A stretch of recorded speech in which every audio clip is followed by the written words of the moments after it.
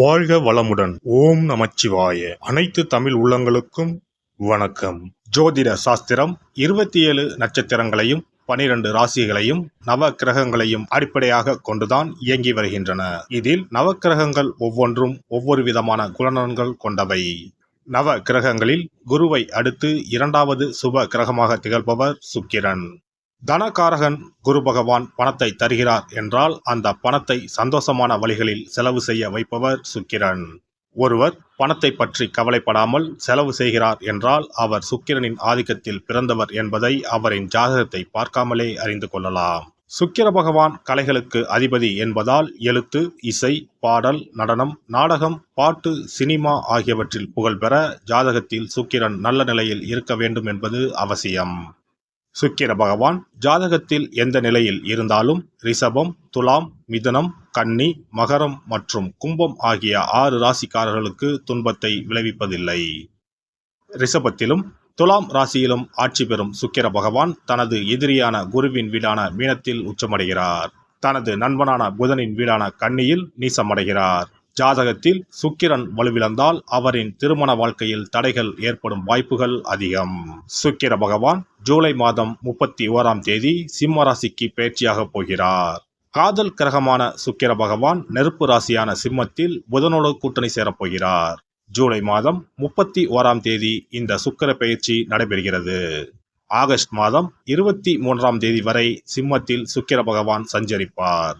சுக்கிர பகவான் ஜூலை மாதம் இறுதியில் சிம்ம ராசியில் நுழைந்து புதனுடன் இணைய இருப்பதால் லட்சுமி நாராயண ராஜயோகம் உருவாகும்.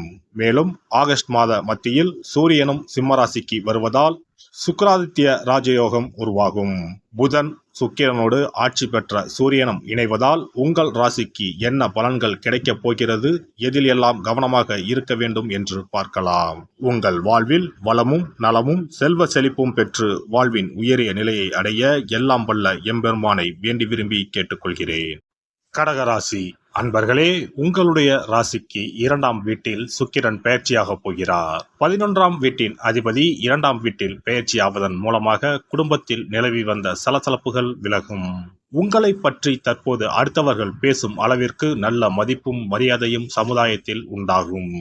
ஏற்கனவே லாபஸ்தானத்தில் குரு பகவான் அமர்ந்து உங்களுக்கு தேவையானவற்றை கொடுத்து கொண்டிருக்கிறார். இந்த சமயத்தில் குரு பகவான் அமர்ந்த வீட்டின் அதிபதி சுக்கிரன் உங்கள் ராசிக்கு 2ஆம் இடத்தில் வரும்போது திடீர் தனயோகம் ஏற்படும். வருமானம் அதிகரிக்கும். குடும்பத்தில் மகிழ்ச்சி உண்டாகும். பல வகையிலும் அனுகூலமான பலன்கள் உண்டாகும். பணப்புழக்கம் அதிகரிக்கும். முக்கியமான முடிவுகளை எடுப்பதற்கு உகந்த காலகட்டம் இதுவாகும்.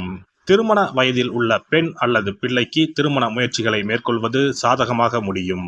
வெளிநாட்டில் இருக்கும் பிள்ளைகள் மூலம் மகிழ்ச்சி தரும் செய்திகள் கிடைக்கும். வெளிநாடு செல்ல விசா கிடைக்கும். கணவன் மனைவிக்கு இடையே அந்யோன்யம் அதிகரிக்கும். உங்கள் முயற்சிக்கு வாழ்க்கை துணையின் ஆதரவு கிடைக்கும். பழைய வாகனத்தை மாற்றிவிட்டு புதிய வாகனம் வாங்கும் யோகம் உண்டாகும். தாய்வழி உறவினர்களால் சில பிரச்சனைகள் ஏற்பட்டாலும் அதனால் பாதிப்புகள் எதுவும் இருக்காது. பழைய கடன்களை திருப்பி தருவதற்கான சந்தர்ப்பம் ஏற்படும். சிலருக்கு வெளியூர் அல்லது வெளி மாநிலங்களில் அமைந்துள்ள பிரசித்தி பெற்ற கோயில்களை தரிசிக்கும் வாய்ப்புகள் உண்டாகும். நண்பர்களால் ஆதாயம் உண்டு. சகோதரர்கள் அனுசரணையாக நடந்து கொள்வார்கள். அலுவலகத்தில் பணிச்சுமை குறைவதால் உற்சாகமாக இருப்பீர்கள். சக ஊழியர்களிடையே மதிப்பும் மரியாதையும் அதிகரிக்கும். நிர்வாகத்தினிடம் வைத்த கோரிக்கைகள் நிறைவேறும். பதவி உயர்வுக்கும் ஊதிய உயர்வுக்கும் வாய்ப்புகள் உண்டு. வியாபாரம் மற்றும் தொழிலில் நல்ல வளர்ச்சியை காணலாம். விற்பனையும் லாபமும் அதிகரிக்கும். பணியாளர்களின் ஒத்துழைப்பு நன்றாக இருக்கும். சக வியாபாரிகள் அனுசரணையாக நடந்து கொள்வார்கள். பெண்களுக்கு இந்த காலகட்டத்தில் பிரச்சனைகள் எதுவும் இருக்காது. புகுந்த வீட்டினரின் அன்பும் ஆதரவும் மகிழ்ச்சி தரும். உங்கள் ஆலோசனைகள் பெரிதும் பாராட்டுகளை பெறும். வேலைக்கு செல்லும் பெண்களுக்கு அலுவலக சூழ்நிலை மகிழ்ச்சியாக இருக்கும். சலுகைகளும் கிடைக்கும்.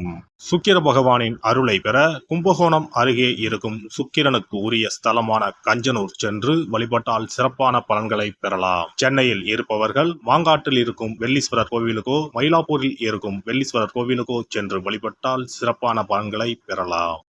இனி சுக்கிர பகவானின் அருளை முழுமையாக பெற வெள்ளிக்கிழமையில் செய்ய வேண்டிய வழிபாடு என்ன என்பதனை பற்றி காண்போம்.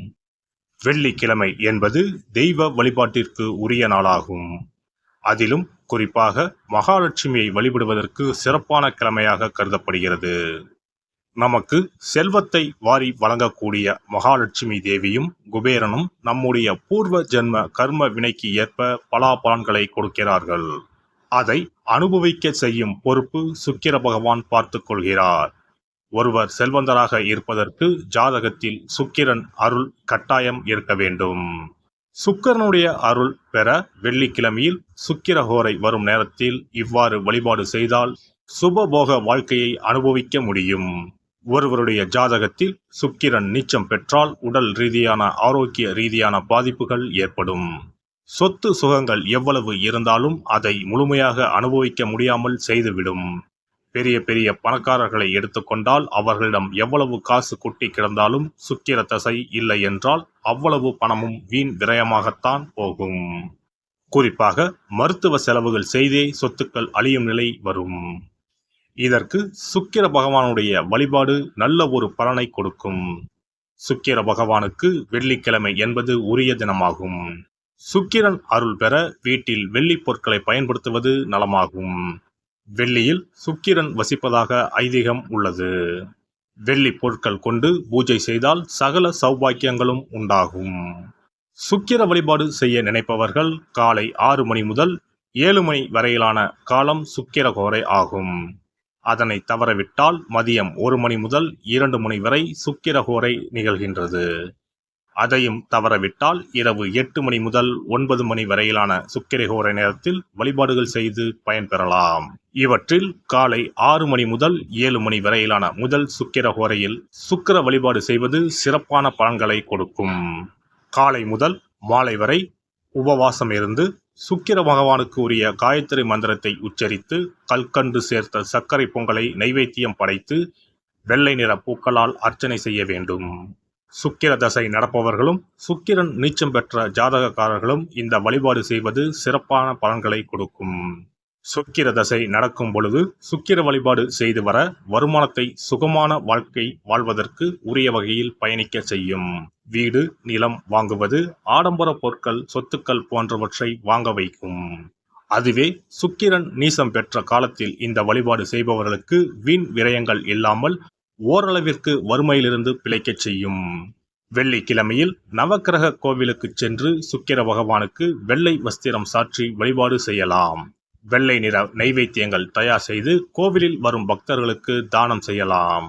இவ்வாறு செய்து வர சுக்கிரனின் முழு அருளும் கிடைக்கப் பெற்று வாழ்வில் உயரிய நிலையை அடைவீர்கள். எல்லாம் வல்ல இறையருளால் நீங்களும் உங்கள் அன்பு குடும்பமும் உடல் நலம், நீலாயுள், நிறை செல்வம், உயர் புகழ், மெய்ஞானம் ஓங்கி வாழ்க வளமுடன். இந்த வீடியோ பதிவு உங்களுக்கு பிடித்திருந்தால் லைக் பண்ணுங்க, கமெண்ட் பண்ணுங்க, ஷேர் பண்ணுங்க, மறக்காம சப்ஸ்கிரைப் பண்ணுங்க, பக்கத்துல இருக்கிற பெல் பட்டனை கிளிக் பண்ணுங்க. நன்றி, வணக்கம். ஓம் நமச்சிவாய. சிவாய நம.